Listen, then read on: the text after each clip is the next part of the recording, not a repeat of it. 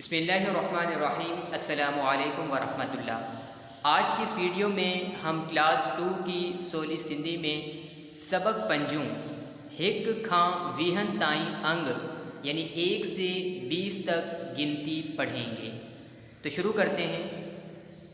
हिक, ब, टे, चार, पंज, छह, सत, अठ, नौ, ॾह, यारहं, ॿारहं, तेरहं, चोॾहं, पंद्रहं, सोरहं, सत्रहं, अरिड़हं, उणिवीह, 20।